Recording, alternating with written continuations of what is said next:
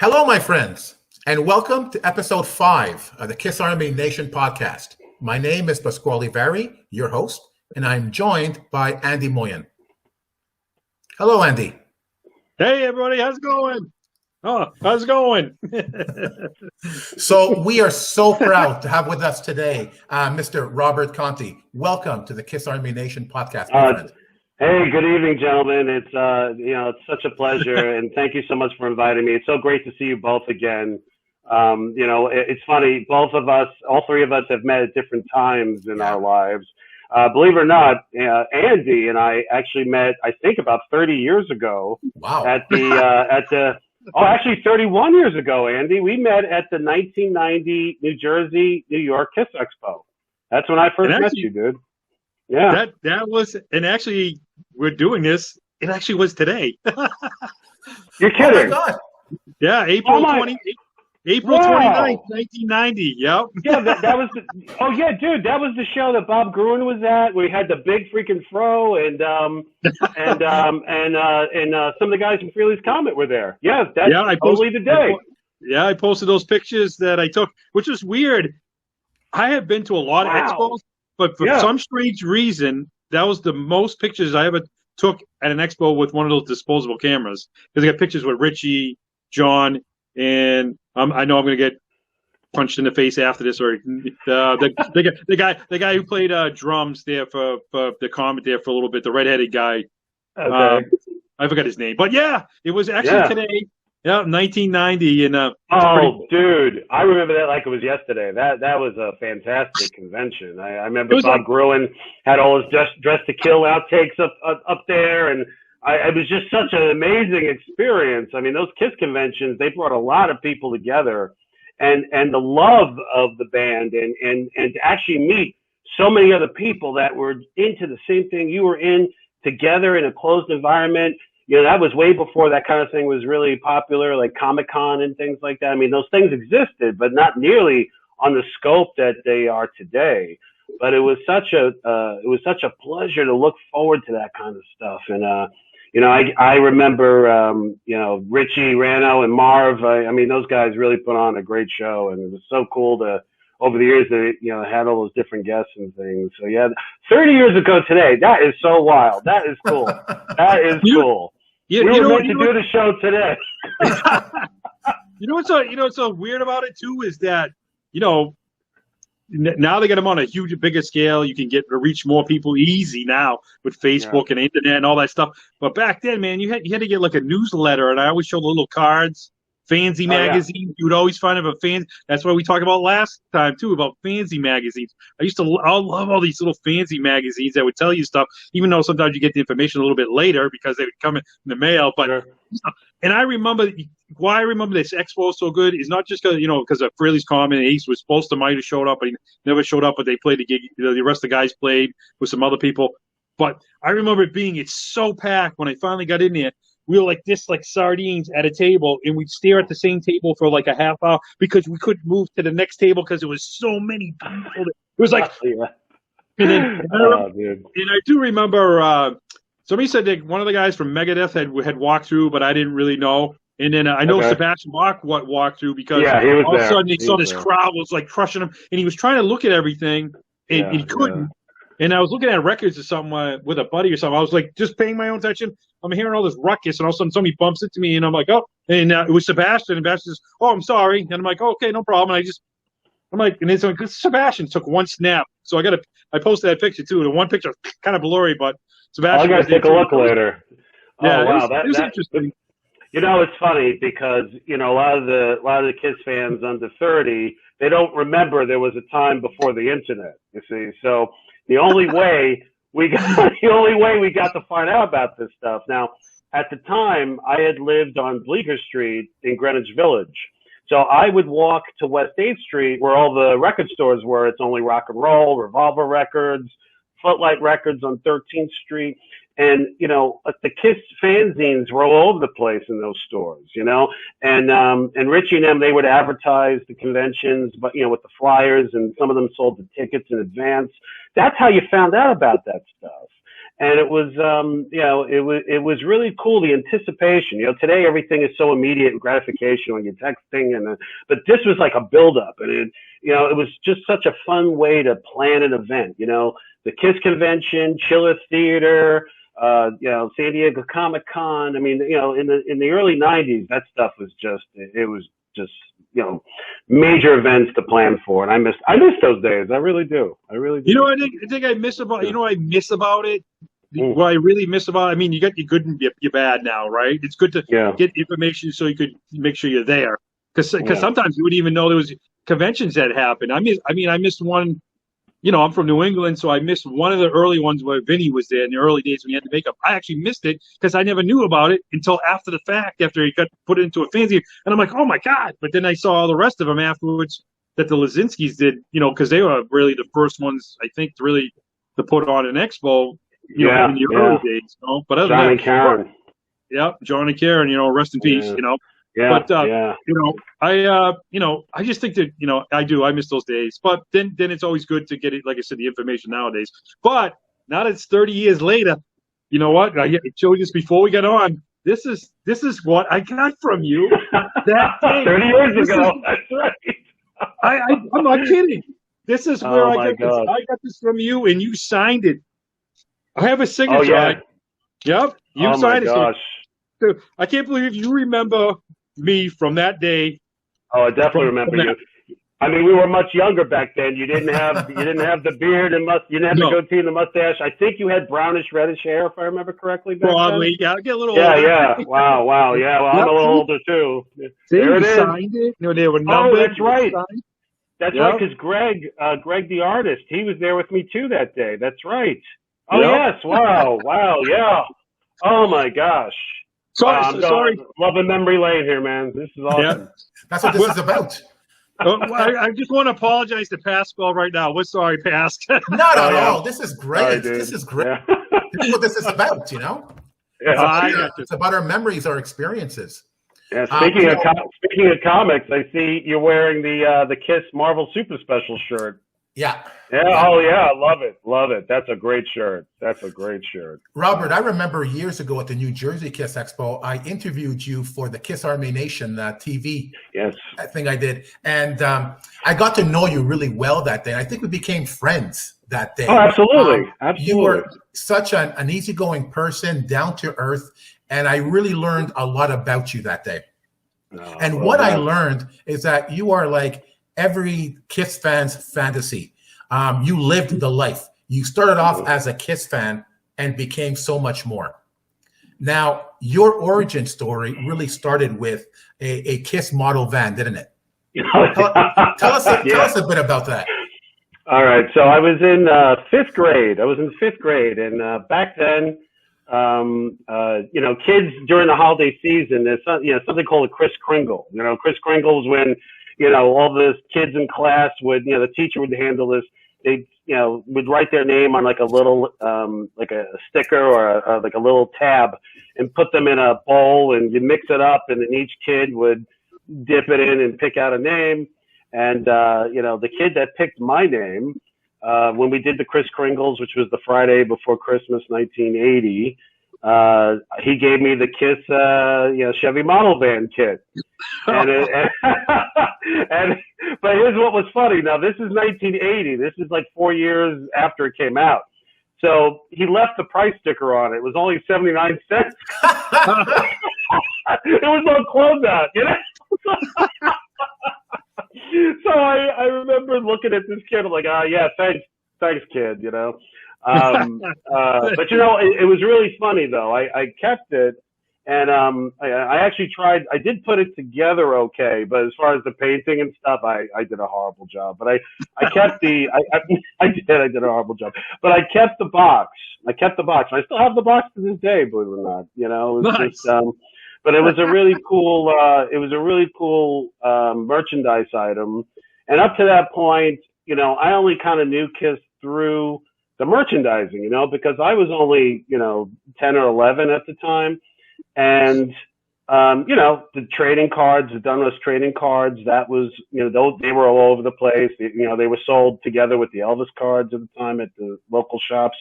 the KISS Halloween costumes, the KISS makeup kits. You know, my first exposure to the band, you know, with the second comic book, the second Marvel comic book, it was all through merchandising. So, you know, and show you how naive of a kid I was when Mego had the KISS doll commercial, you know, KISS, that's the name, KISS. I thought it was them performing it. We had a big joke on the WPIX retro page not too long ago about this, because they used to have that commercial all throughout the weekday afternoons during the cartoons. So, you know, we're like, oh, wow, that's interesting, you know. And so from a 9-10-year-old kid's perspective, you know, okay, they were rock superheroes. You know, are they a real true rock and roll band? And of course, when they came to New York to do the Madison Square Garden show, you know, I knew they were a real band. I saw the 2020 special, and I was just mesmerized by you know, what was everything going on. They had a unique way of doing things that none of the other bands at the time did. There were certainly copycats that tried, but you know, but it's funny. I didn't really discover them again until the unmasking that was live on MTV. Oh, wow. And I just happened to, you know, stumble upon that. The reason, it was a Sunday night, and David Lee Roth, who had just left Van Halen, he did like a half hour or an hour special before that. So I was watching the David Lee Roth thing, and it was the one and only time I ever saw Pretty Woman aired on MTV. And then they were like, oh yeah, next KISS Unmasked. I'm like, what's this? You know, and then when they did that montage of Rock and Roll All Night, I was just like, oh my God, this is fantastic. Wait, it's gone? They took the makeup off? What are you talking about? So I turned my VHS recorder on and I taped the whole thing. And then I watched it probably like another 10 times that night. And I went downstairs in my basement, dug up all the KISS stuff I had up to that point, which was the model kit, the trading cards, with some of the other like tchotchkes. There was a book called Super Rock Stars at the time that had the Rolling Stones on the cover. There was like a KISS, fold out in there. And, you know, all of a sudden I became this like super duper KISS fan, like overnight. And, they came to sign at San Goody in New York City not too much later. And I actually debated running away from home to go to that, because my mother forbade me from even thinking about something like that. But I was this close, you know. And my first KISS concert was the Animalize concert in Union Square, Nassau Coliseum, which I believe was either late 84 or early 85. But what a show. Queensryche opened up, and I stayed, you know, from the very beginning of Queensryche to almost the very end of KISS. I was glued. And that's it. My life kind of changed forever at that point. My high school locker had KISS, you know, the fold-out posters from the magazines and the pinups. I would paste all over my locker, and I had a denim jacket, and I got one of the KISS backings for the denim jacket. I don't know if you guys remember this one. It was like a Dynasty type of motif, but they had Gene from Alive, like, you know, with his hand out and everything. Yep. Yeah, you remember that one? So I picked that one up, sewed it into my denim jacket, and you know, got all the criticism for being a KISS fan. Oh, believe me, I wish I never took it apart, but I did. I ended up giving it to my dad. I had a Levi's jeans, because you said jeans jacket. I had one, and it was like bulletproof. I had pins all over the front, all over the arms. I had patches all over the back. Wow. All kinds of stuff. I still have all the pins. I still have all the patches. I took them all off, and I'm like, the jacket just doesn't fit me anymore. And I used to say every KISS thing I had. It didn't matter if I drawing or whatever. And then I would like just say it, but for some strange reason, I took it all apart, put everything so it wouldn't get, say, ruined or whatever. And then just gave the jean jacket to my dad, because my dad was looking for a jacket. So I'm like, Dad, I got you one. Took it all off. You can see where it's faded, where it didn't fade, because it had so much bulletproof. But I'd walk around high school, wherever, you know. I mean, because 83, 80 by 84, 85, that was, you know, the thing. Wear a jean jacket, pins, patches, all over the place. Oh yeah. You know? That was a big deal. I miss those things, man. I miss those days, like going into those little shops and buying that stuff, man. I miss those days. Listen, you know what? I got to tell you, one of the best experiences I had in my life was summer of 1985. I grew up in a town called Massapequa, and there were a few record stores in Massapequa, but the one that stuck out the most at the time, it was an all hard rock heavy metal store called the Wax Museum. It was right off Sunrise Highway in Massapequa, and the owner Neil there, I would come in every few days, and I only had a few bucks on me here and there, and so I was buying a lot of used records. I couldn't afford to pay the full price. And he goes, kid, how's your organization skills? I said, I know how to alphabetize A to Z. I was joking around. He goes, well, if you help me out on Saturdays, you can work for records. And of course, as a 13-year-old kid, really, I can work for free albums? Oh, sure, let me do it. And nice. Yeah, it was great. I spent some Saturday there and helped him get boxes of records organized and priced and everything. It was a fun experience. And one of my favorite memories of that time was as I'm about to leave, he goes, "Oh yeah, I got this promo today." And he just kind of flung it at me, and it turned out to be the Wendy O. Williams promo for her solo album, the one that the Kiss. I call that the Kiss record with special guest star Wendy O. Williams. The secret Kiss record with. Anyway. Yeah. I wound up playing that thing like all night long, and I still have that promo to this day. It has the Jet Records promo sticker on it. And I just enjoyed being amongst other heavy metal fans, and it was great because I got to be exposed to all different types of heavy music, everything from Anvil, Saxon, Metallica, Megadeth, Twisted Sister. Twisted Sister came from Long Island, so there was a big Twisted Sister following there. And, like the heavy metal just became my life. I stopped doing it. I stopped buying everything else and just bought records every week. It was really cool. Really cool. Nice. Man. So your passion for Kiss led to you doing a lot of Kiss-related projects, including the comic book that Andy just showed. Can you talk to us a bit about that? Sure. Yeah, that one. Yeah, there it is. Okay. So what happened 30 years old. I can't believe that's 30. Yeah, he's 30 years old. It came out in January of 90s. 31 years old, actually. Yeah. Oh, my gosh. Wow. Came out in March. Yeah. Wow. Okay.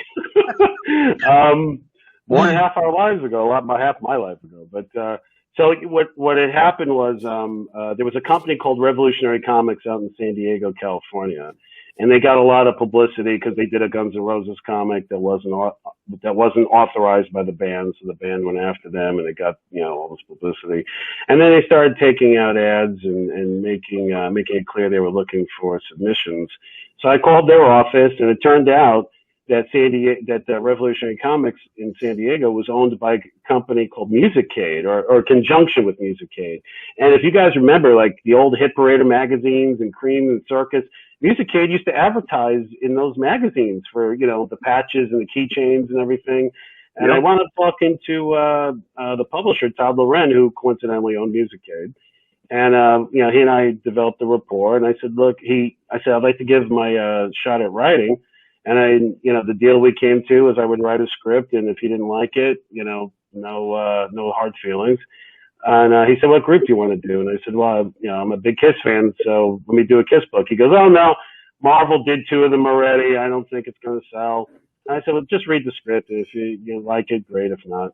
And my friend Greg Fox, he had done some promo art with my script to give a feel as to how we could do the book.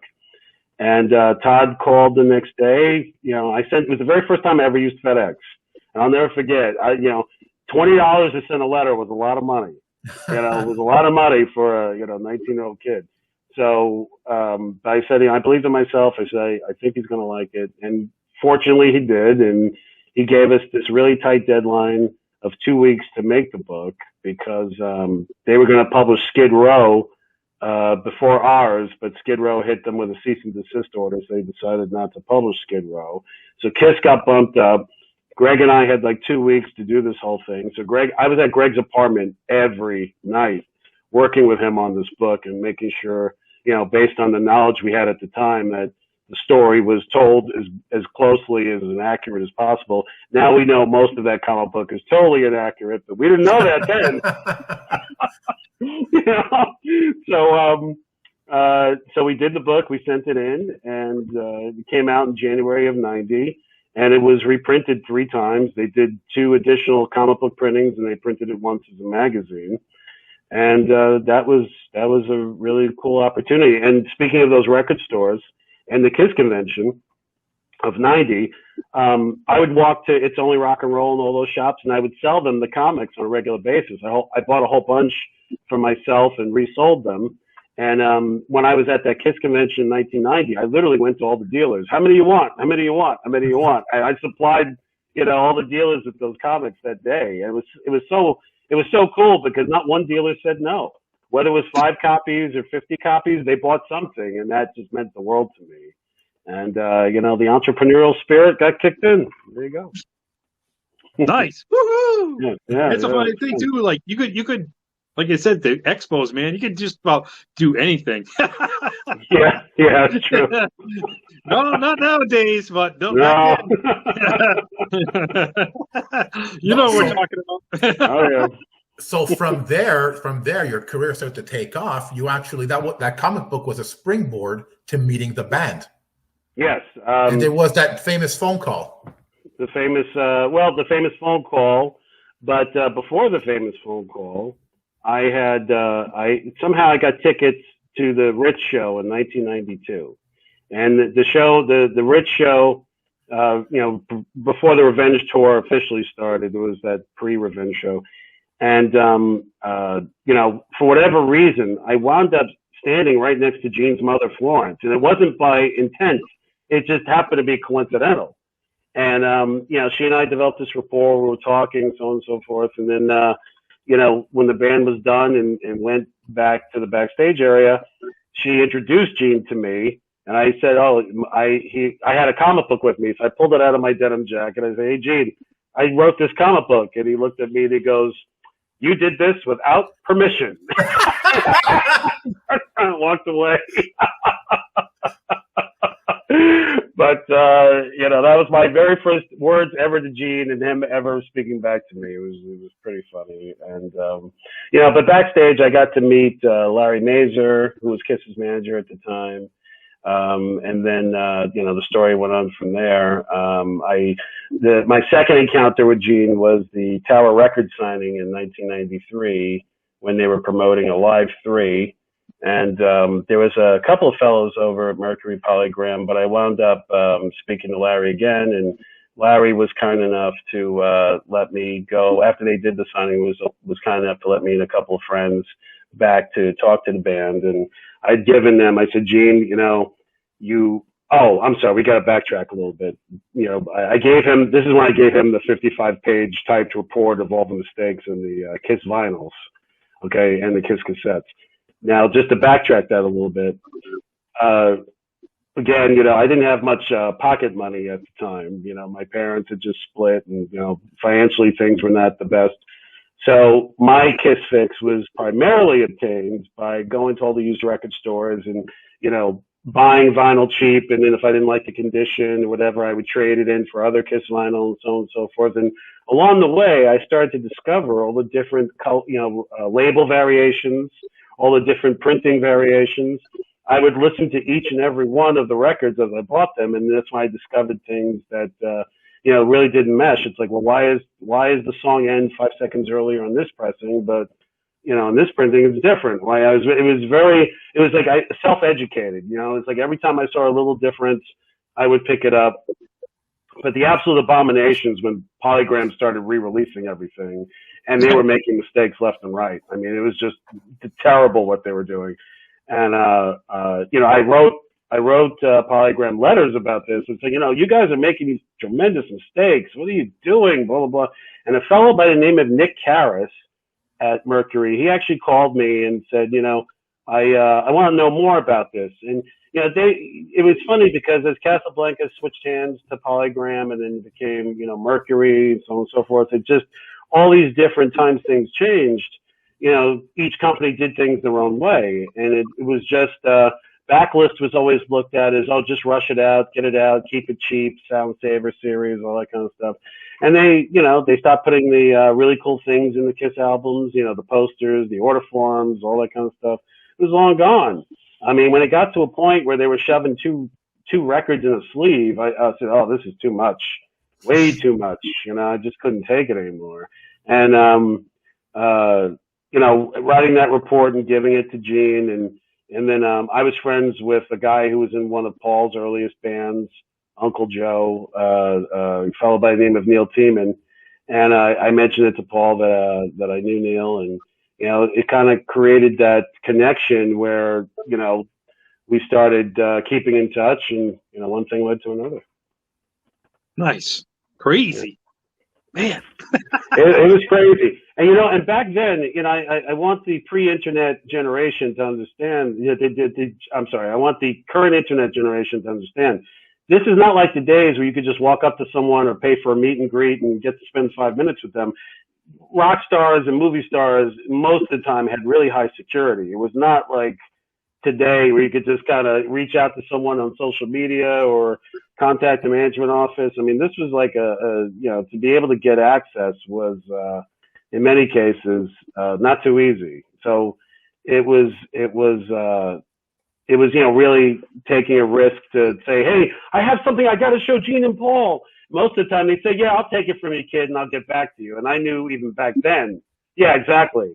It was just toss. And I was like, oh, no, they really need to see this. This is very important.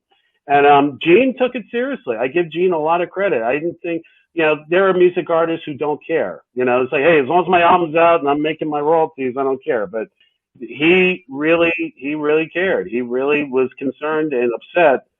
The band was never notified. Oh, by the way, we're not putting posters in Dynasty and Unmasked anymore, or we're not putting the books in Alive and Alive 2 anymore. They never were notified about this.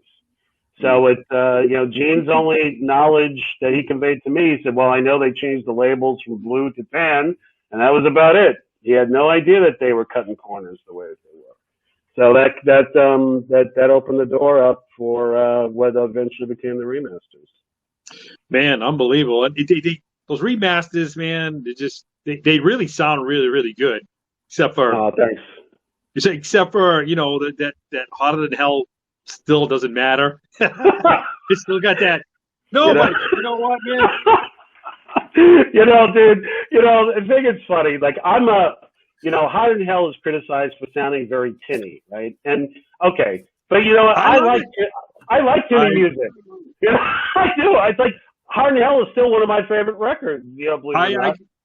Believe me too. I agree, man. To me, don't mess with. It's like a double-edged sword. I love the remasters, so you get a little bit more sound out of them. But I love the way Hotter Than Hell is. People are like, oh my God, the drums aren't turning on this day. You know what, man? That to me, man, there's your first kind of grunge. Oh, you know what? That's a very valid point, and it's funny. And I make it up. People are like, oh, grunge, Nirvana, Yeah, first Hotter Than Hell. Listen to Hotter Than Hell. It's got that grungy kind of deep, dark, and that's what they were. It's a dark record. It's so funny you say that because when you compare it against the first Kiss record and Dress to Kill, that is the hardest one of the three. No doubt about it. No doubt about it. And I love that record. And let me tell you, the day that we opened up the tape for that, and it was flaking all over the place, and we had to bake it in an oven. Oh my gosh, I'm telling you, you want to feel anxiety and panic? That's when you feel it. Oh, hey guys, let's work on Higher Than. Oh my God! What's wrong with this tape? Yeah, I would have died just seeing the tape, just being laid out in front of you. I would have been like, "You got it." Any of them, To me, man, I'll say it a million times. I like a lot of different Kiss records. I'm glad they didn't stay to one music.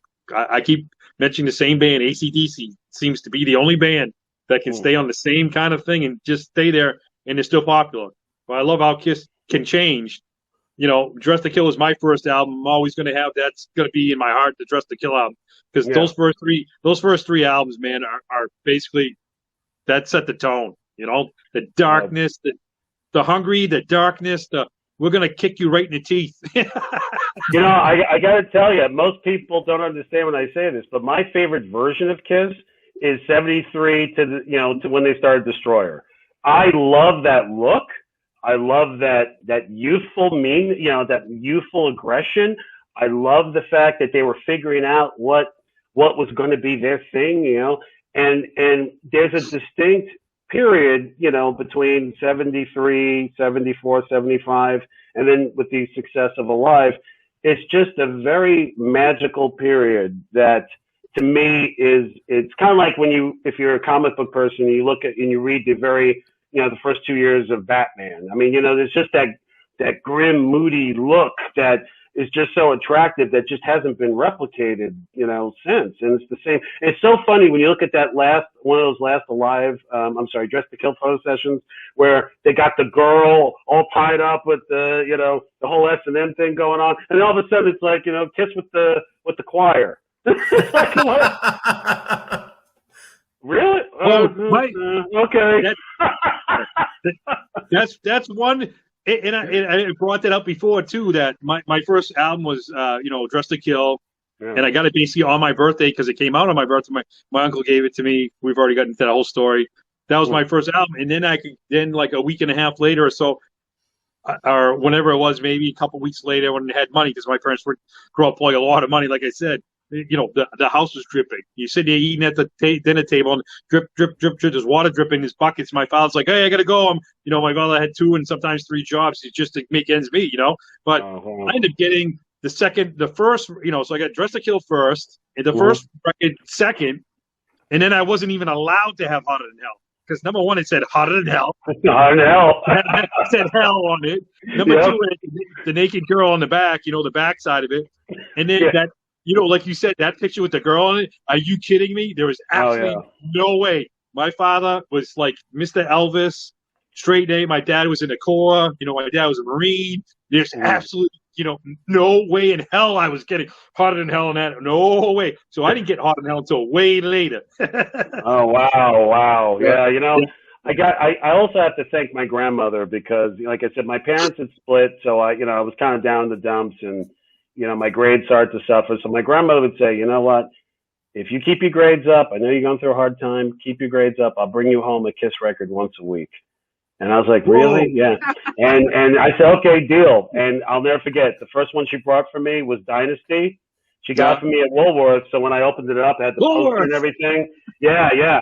And oh my God, it was like, oh, this is so cool that the band put a poster in, a free poster, and this order form, and this beautiful colored inner sleeve. I was like, the music was great, and the packaging was great, and their look was great, and then the following week, she brought me home the first Kiss record, and it was just so mesmerizing to compare these 2 albums together. You're like, wow, this is them after they're big and famous. They have this like very uniform look, and this is them like, in very early makeup. And I mean, I used to call it the evil Kiss look because it was just, I love that first album, Ace with the, I think that's a great photo. And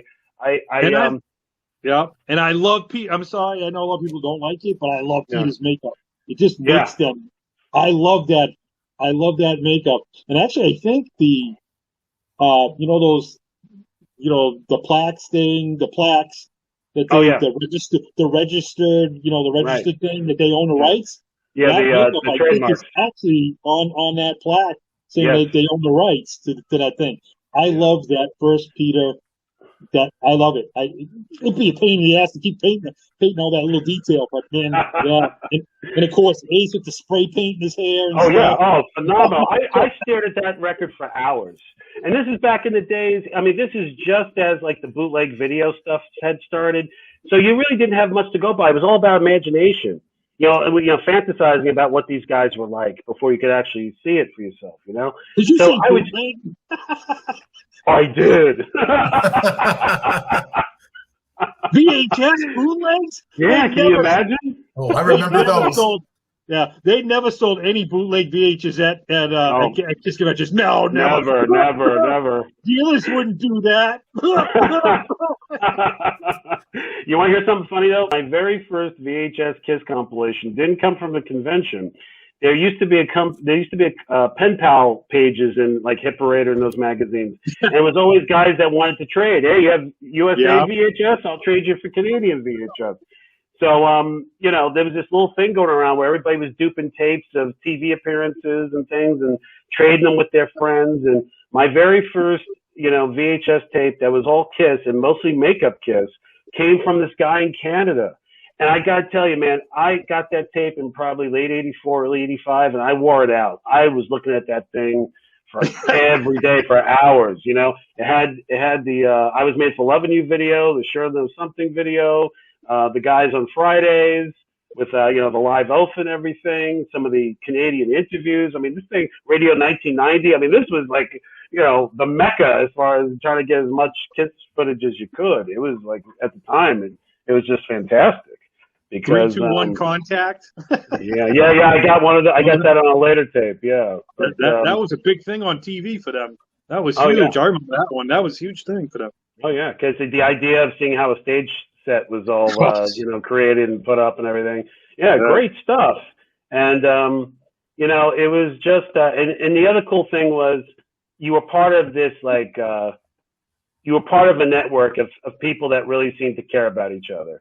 You know, and that's what I miss the most. You know, it's like, you know, today things are very different. You know, everybody wears a Marvel shirt on the street, you know, but back in, let's say, you know, when I was a kid and a teenager, you saw another kid wearing a Batman t-shirt or a Hulk t-shirt. You could literally just walk up to that kid, start a conversation and become friends for life. I mean, it was like, that's where that camaraderie was that was so tight back then. But now everything is so mass market that you really don't have that, you don't really feel that differentiator anymore, if you know what I mean. No, every time I say, I've seen it before, even to pass.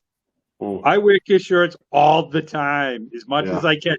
I mean, there's not many times you see me going without it. And everywhere I go, somebody says something to me or Kim. Kiss shirt. Oh, I love them.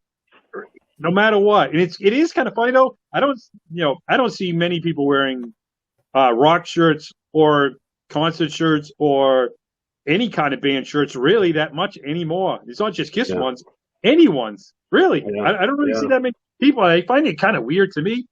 You know, I know there's a lot, you know, the big thing, like you said, Marvel and all that's big and all that other stuff. But I had a question for you though. I'm sorry, Cass. I got to ask this question before it gets off my mind. When you did the remasters, right? Did they release the same amount for every single one? Because I find it easier to find the makeup ones, but the non-makeup ones seem to be a much harder to find. They are. I can tell you, the pre-orders on the last 4 were very low. So they did not make the same amount that they did on the earlier ones. Okay. Yeah. So that hopefully answers your question. But no, it does, because it's just kind of weird. Even when I go and look around, you know, you go to, you know, like I said, I find record stores here and there and places, and people got them, and I'm like, oh, makeup one, I got that one. Oh, makeup one, and I'm like, wow. It's just so weird. I don't see like an Animalized one that much, which is, you know, like that, or a Lick It Up one that much. And I'm like, geez, where are these things? You know, where'd they go? Or, you know, it was great. I'm happy they put them out. We were supposed to go all the way up to Smashes, Thrashes, and Hot in the Shade. We were going to remaster Hot in the Shade, because if you listen to the Hot in the Shade cassette, it sounds so much louder than the CD. Am I right? Yeah, it does. Yeah, right? Yeah, so... Agreed. You know, so we were going to go all the way up to Hot in the Shade, and I actually wrote liner notes all the way up to Hot in the Shade. And the pre-sales on the last 4, Lick It Up, Animalize, Asylum, and Crazy Nights, they didn't merit them to continue the series, which is a shame, because it would have been great to have everything up to, you know, Smashes, Thrashes, Hot in the Shade. All that stuff was planned to do. It's just the sales didn't merit it. And, you know, most of the Kiss fans at that point that were buying Kiss records weren't just the guys like us, the Kiss fans that wanted to complete everything. It was, you know, these new fans that were trying to buy Kiss records to listen to. They were happy with the compilations. That's why there was so many compilations coming out. It's like once a year, a new compilation. I'm like, oh, come on, not again. Come on, how many more times can you repackage the same thing? It's like, I remember getting very irritated on that. So. Oh, who doesn't, right? Who doesn't? Or they just try to replay it or redo it over themselves, and it looks. I'm sorry, man. I love Kiss, man. I loved them to death, man. But one of the worst things ever was they put those remastered, whatever they did, the thing in it, Sonic Boom. Those things are terrible. Oh, the covers, the remakes of the covers. Okay. Oh, absolutely atrocious. But Robert, I want to hear more about your work, because it didn't end with the remasters. You started designing merchandise. Oh, okay, sure. So after the remasters were done, the first thing the first opportunity came up. Barry Levine, rock and roll iconic photographer, he wanted to do a book of all of his Kiss stuff, and he had talked to that one. That's right. That's right. He had talked to a few publishers, and I met with him, and I think Ken Sharp introduced us. Yeah, Ken Sharp introduced us, and we met, and he liked my proposal the best, and we wound up doing that book, and we debuted it at the New Jersey-New York Kiss Convention in 1997. It was the first time Barry ever did a Kiss show, and if you guys remember H&H Distribution, they did those limited edition Kiss vinyls, and they did like the glow in the dark creatures and the did they do the yellow MTV Unplugged? They did they did Revenge on vinyl, they did Alive 3 on vinyl. So we were booked next to them, and they distributed the Kiss shoes for us, and it was such a phenomenal day. We had people online for hours and hours and hours, and it was really cool that Barry got to see how much the Kiss fans really enjoyed his work. I mean, the classic Spirit of '76, the Destroyer, the little light bulb photos, the light orbs, and the Love Gun photo sessions. I mean, to be able to see all those original slides and to be able to put a book out like that was such a really cool experience. And it was great working with Barry. It was great getting that book out there, and it did very, very well. We reprinted it for the Detroit Rock City release in 1999 because Barry was one of the producers.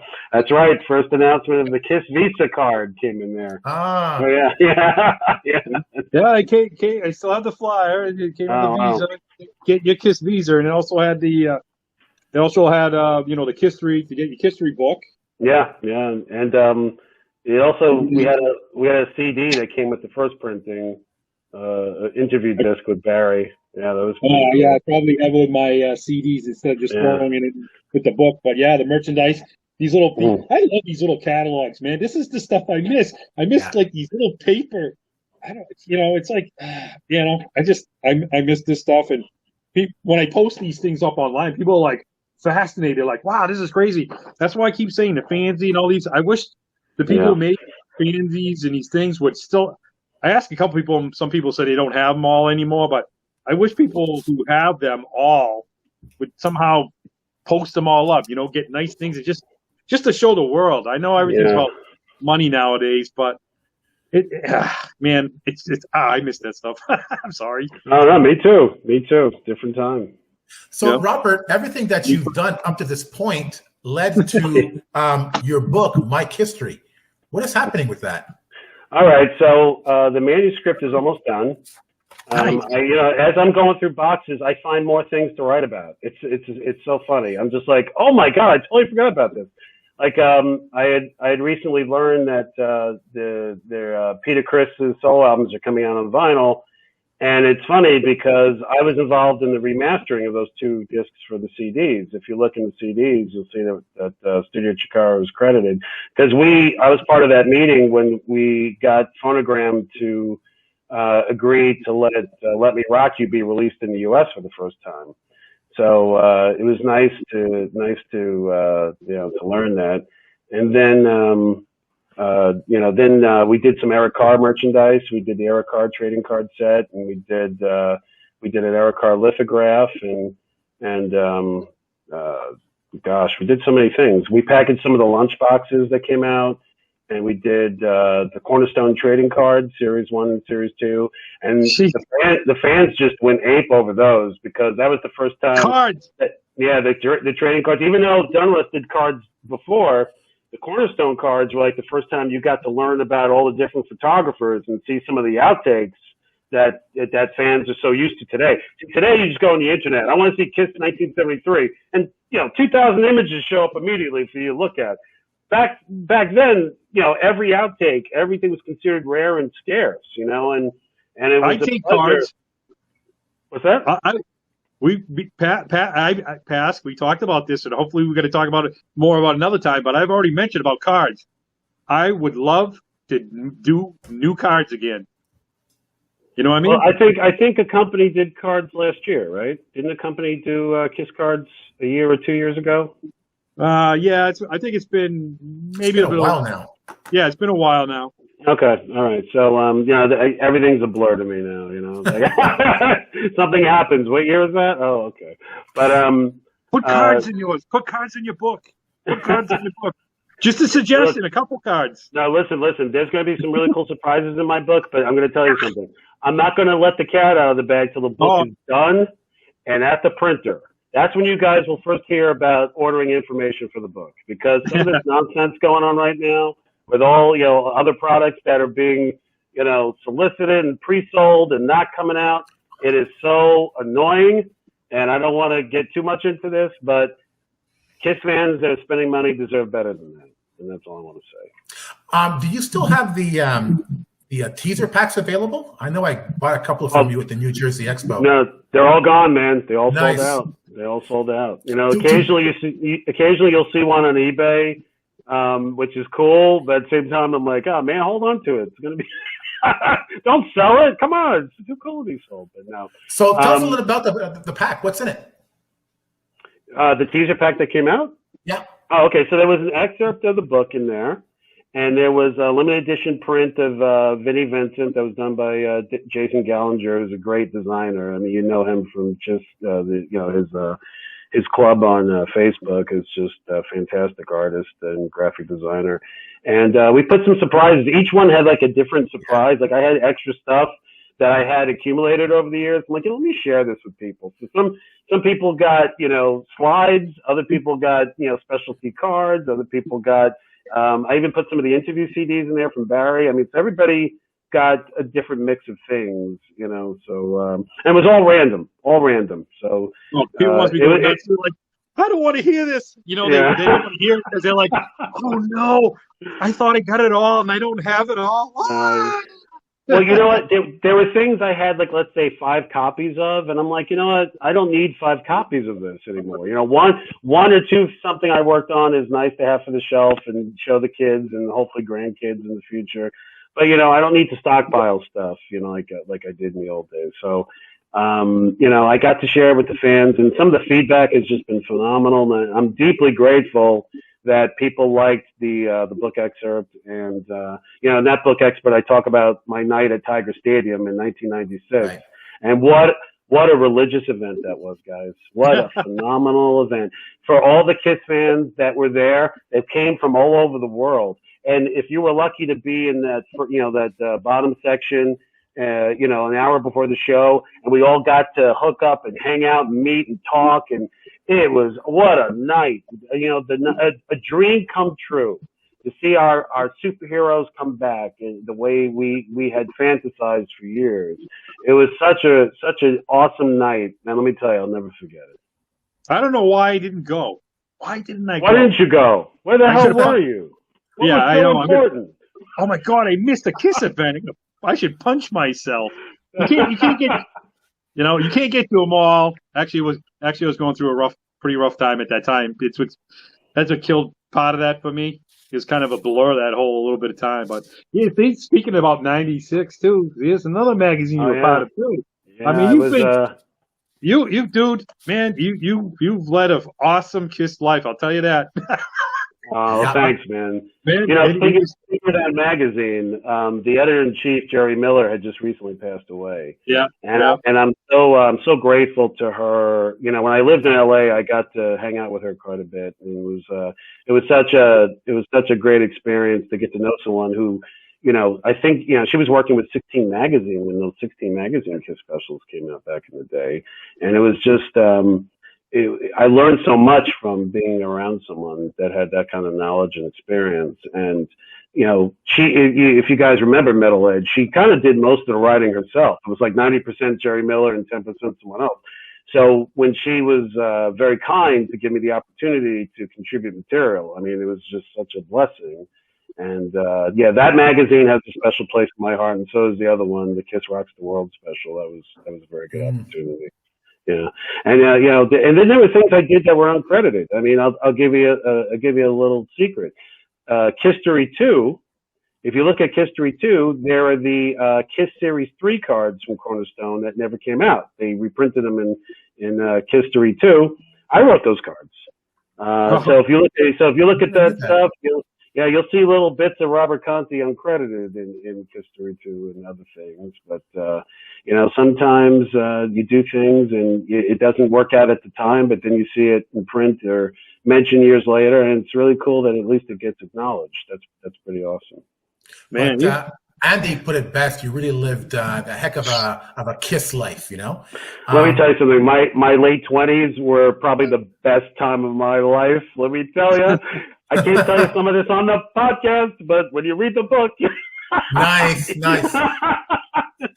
Let me tell you something. The rock and roll days. I mean, when they tell you what rock and roll's all about, rock and roll's all about. you know, it's why I say that you lived the dream, because, man, myself, Ask, and I know anybody's listening going to watch this, man, it's just like, man, would it like to have been a fly in the wall, right? You know, I got to tell you, in hindsight, when I look back on, like, for instance, I still have the tapes when, like, Gene used to call me like every other day, and I have all those tapes. So, you know, it's like when you know, when Tiger Stadium sold out in 47 minutes, I was one of the people he called that day and left a message. Wow. We sold out 47 minutes. I have, you know, I got phone messages from Ace. I got a couple from Paul. I mean, I've been very blessed that, you know, they looked at me as a professional and a fan.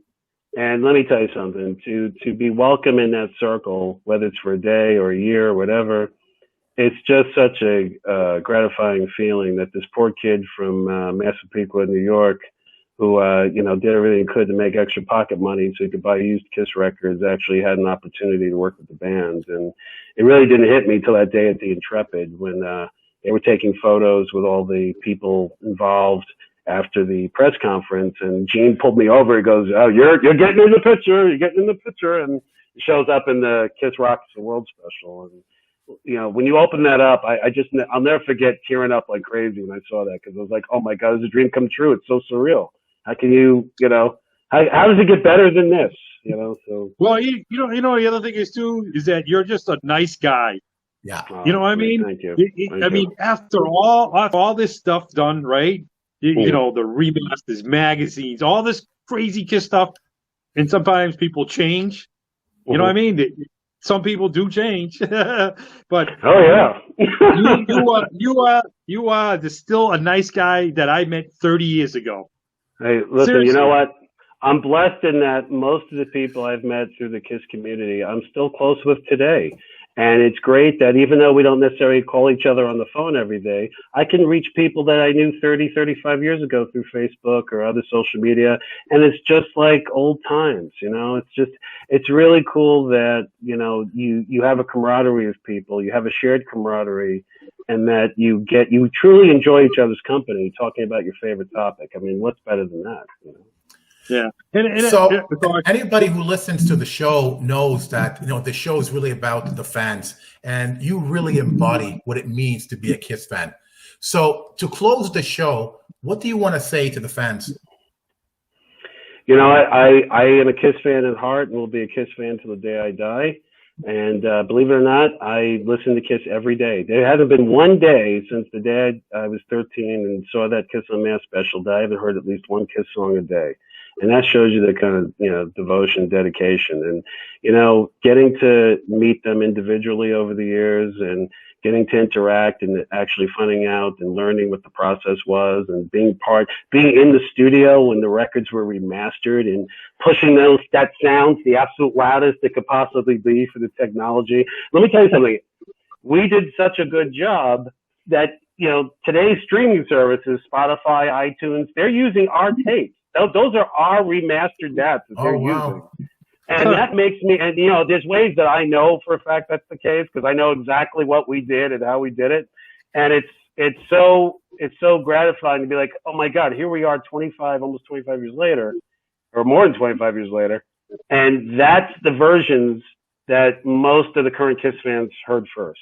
Isn't that cool or what? It is. It really is. Yeah.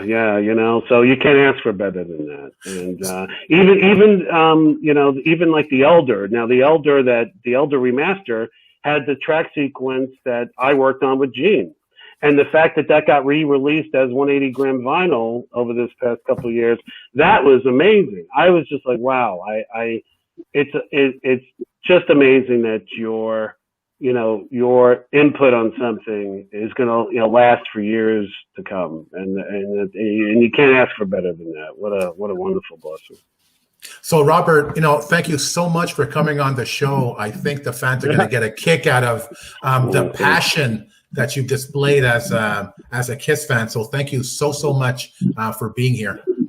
Guys, it's always a pleasure. And listen, it'd be great to see you guys again when we actually have KISS conventions again. For sure. It'd be great to see you and hang out. Have some fun together. And when the book comes out, I will certainly let you guys know. And we'll have you back on. Your feedback. You have to come. Absolutely. Yeah, you got to come back. You got to come back on and chit chat about the book. And I just want to say thanks, man. You again always so nice. And I saw the we went the end of the road tour when it started. Kim and I went down to Long Island for the first time. I had never been to that arena. Yeah. And you came up right beside me, and I had my back turned. You came up and you're like, hey, Andy, hey, dude, what's up? And I'm like, and you had your son with you, and you're like, hey, and I'm like, hey, can I have a picture? So you went out of your way to say hi to me. You know what I mean? It's like, that's how a class act you are. That's what gets that thing out of it. Because so true. You're gonna make me tear. Now stop. Let me tell you something. I want to tell you something. For me, going to a KISS concert or going to a convention, what is also just as equally as fun as the show is getting to see your old friends and old acquaintances and everything. It's funny. My son that you met that night at the concert, he says to me, Dad, you hug so many people. I'm like, that's right. Each and every person means something to me, and that's important. And your son's going, man, you never hugged me like that. No, he's like, Dad, get away from me. I'm 13 now. Leave me alone. Yeah, that's what I get now. But So Robert, thank you once again.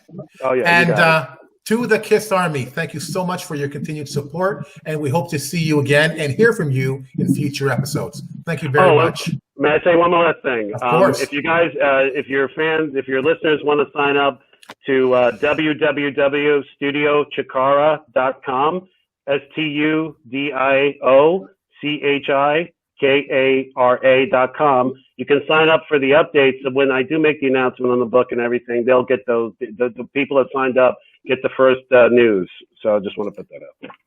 We're sure to post that. Thank you so much. Take care. All right, guys. Good night. Bye. Thank you. Bye.